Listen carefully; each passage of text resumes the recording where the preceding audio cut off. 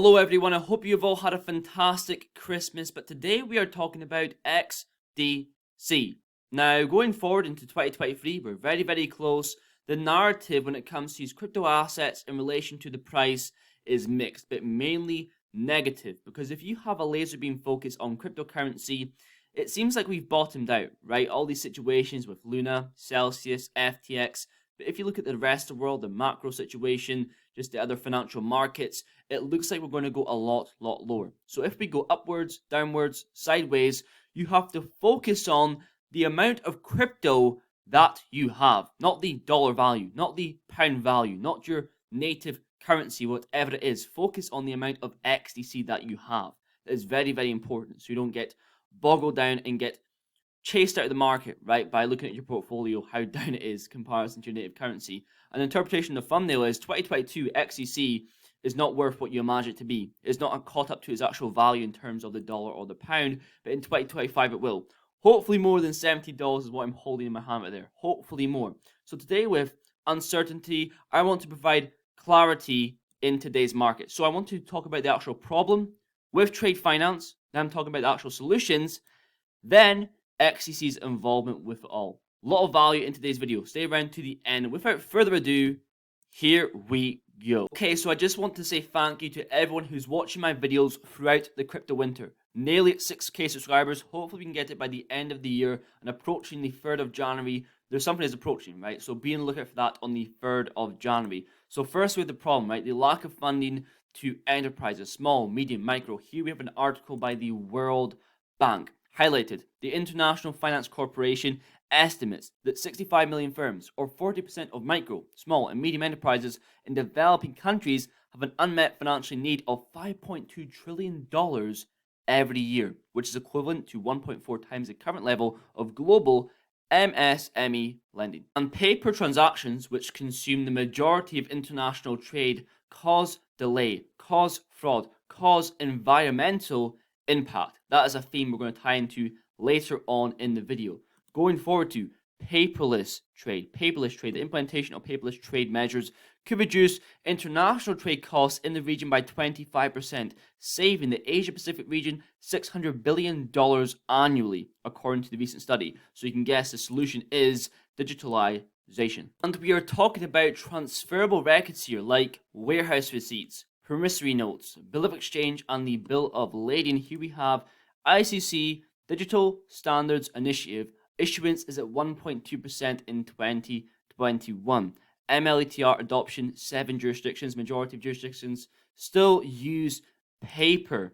What is MLETR? Let's remind ourselves the aim is to enable the legal use of electronic transferable records both domestically and across borders. It applies to electronic transferable records that are functionally equivalent to transferable documents or instruments. And this all ties into, which I'm about to go into when it comes to global standards and regulation. But realize the trade finance gap itself is ruining the 2030 agenda, because not only is paper being used, paper transactions, obviously they're trying to move to a green world by 2030.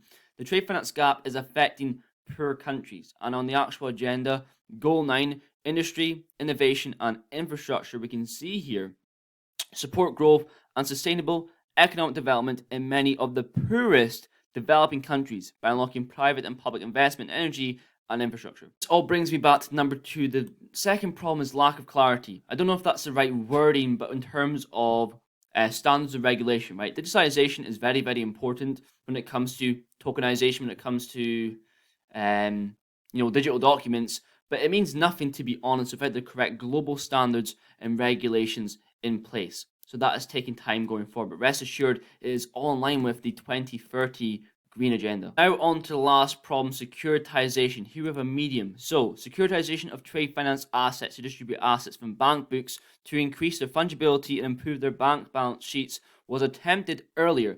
They did not succeed in taking off, or only succeeded at a very small securitizations. In a $15 trillion market, even a 500 trillion securitization is only 0.0033%. This was due to several factors, including lack of proper rating. So we can see here with the actual, so if securitization takes off and there's a healthy secondary market, supply of trade finance can keep up with the demand from enterprises that need it, and the trade finance gap should shrink. In terms of securitization, when you can imagine that MLETR is implemented more than what it is now over more than 7 jurisdictions, all that tokenized liquidity or trap liquidity being tokenized, flowing over the XDC network. Huge, right? So in summary, there's a lack of funding to small, medium, and micro enterprises, and it's going to be solved with digital documents, tokenization, and with global standards and regulation in place going forward. Now let's talk about XDC's involvement.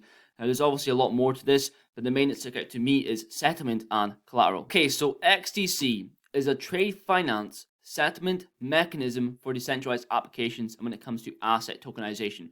One example is the R3 quarter bridge with Impel. We talked about it in detail in the recent XRP and XDC video. You can think about it in terms of Inigio utilizing XDC for digital document settlement, one example there, and also TradeFinex utilizing XDC for settlement. And a couple examples of collateral, we can see Impel sending ISO 2022 financial messages with optional collateral such as XDC or XBTC or a couple of options. Also, Trader backed by real world assets, XDC being used as for fees and collateral. There's a lot more involvement. I do go into more detail in other videos with XDC, for example, like this one.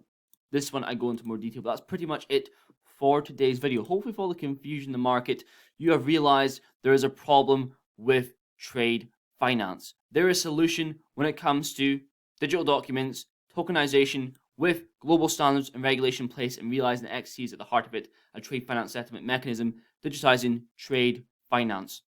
Hopefully that's given you some confidence within this bearish times, focusing on the XDC amount.